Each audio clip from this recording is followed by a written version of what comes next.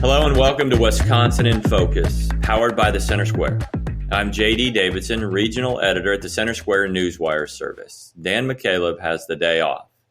Joining me today is the Center Square's Wisconsin correspondent, Benjamin Yount. How you doing, Ben? Well, I think I'm going to have to become a Marquette fan because the Badgers are disappointing in both football and basketball. Although apparently our hockey teams are doing quite well. Women's hockey teams defending national champs and the men are on a streak. So, college sports this winter in Wisconsin will not be focused on basketball, at least not from the university. Maybe Marquette, the Golden Eagles as they are now look really, really good. And remind me who the head coach at Marquette is. Shaka Smart. I actually know Shaka Smart. The small town that I'm from, he went to college at a very, very small liberal arts college. Very, very expensive, more expensive than Harvard and Yale. And my first job in the news industry was covering Shaka as a freshman point guard at Kenyon College. Well, look, I'm sure he had the hops back then. He did a great thing with it. It was VCU. He did wonderfully at, and he's got Marquette back and he's recruiting. And this is a team in the top 5. Yeah, he's a great coach. When I lived in Texas when Shaka had that job too. We are recording this on Thursday, November 16th. And Ben, there doesn't seem to be an end to the ongoing battle between Assembly Speaker Robin Vos and the university system over pay raises in diversity, equality, and inclusion. There was some movement on other things recently, but what are the actual issues Vos has with the system? Robin Vos does not like the idea of DEI, diversity, equity, and inclusion, and how it has manifested itself on the campuses of the University of Wisconsin. Remember, there are 13 four-year campuses in the UW system. There are also 13 regional campuses, but nobody goes to those, and those will soon go away, most likely, so we don't need to worry about them for this conversation.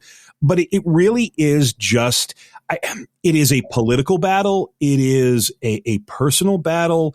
It is one of these things that just is in his craw, and as the most powerful lawmaker at the Wisconsin Capitol, he has decided that this is his issue. And it comes down to, in a broader public policy sense, Vos and many other Republicans at the Capitol want to see the university teach young people things. They want to graduate teachers and engineers and dairy farmers and even people with liberal arts degrees. But the focus of the university in the minds of many Republicans has become outwardly political. And the recent pro-Hamas or pro-Palestine demonstrations that you have seen on campuses, including UW-Madison, have done nothing to change their minds.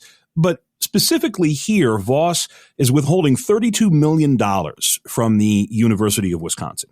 And this covers all of the campuses, but it's mainly focused in Madison.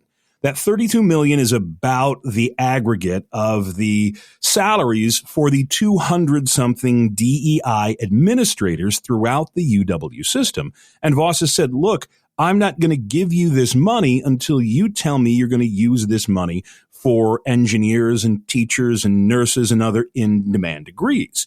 The University of Wisconsin last week said, okay, we'll do that. Here's a plan. We're going to invest in STEM. We're going to go ahead and give you the engineers and the nurses that you say you want.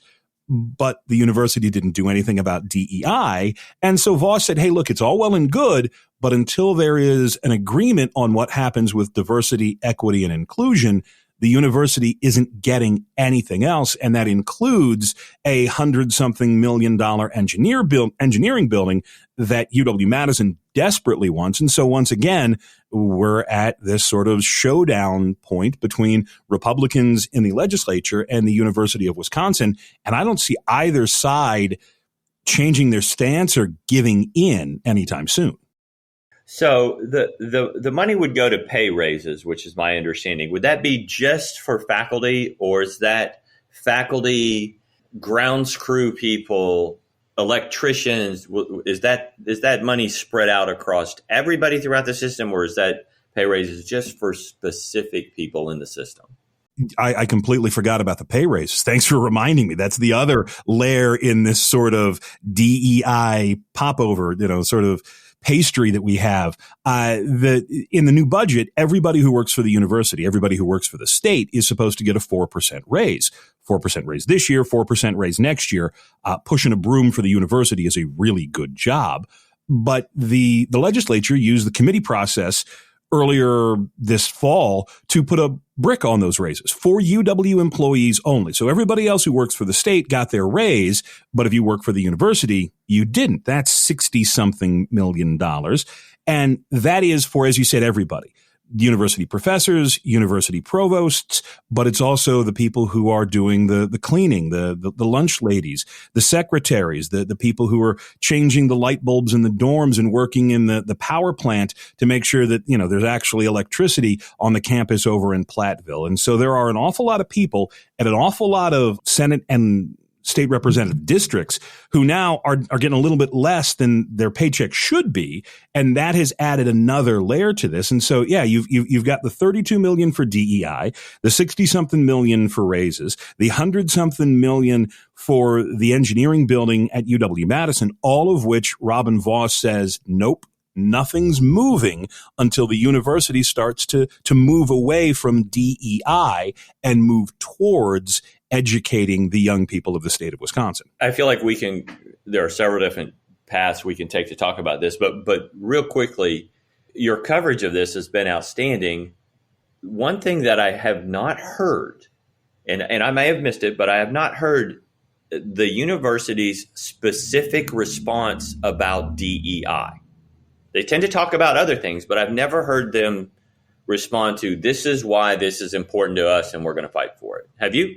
That's not by happenstance. That is on purpose. That the university does not want to get into the open debate over, well, this is why we want to teach this. Because once you open that door, you have to then start saying, okay, well, what is it they teach? What are we actually talking about when it comes to DEI on a college campus? What does that look like? And that is, again, political. You can have two people look at the exact same class or the exact same thought or the exact same memo from an administrator and come away with two different conclusions. But the university here has been trying to stay out of this political squabble because it is a purely political squabble. The only thing that I've heard was there was an applicant to become a UW regent, and she was pressed by lawmakers as to what's going on with DEI. Why? What in your mind is driving this? And she said, this is a student-led thing. That students are demanding more diversity, more equity, more inclusion, and the university is simply giving them what they want. How that manifests, what that means when you come to the ground.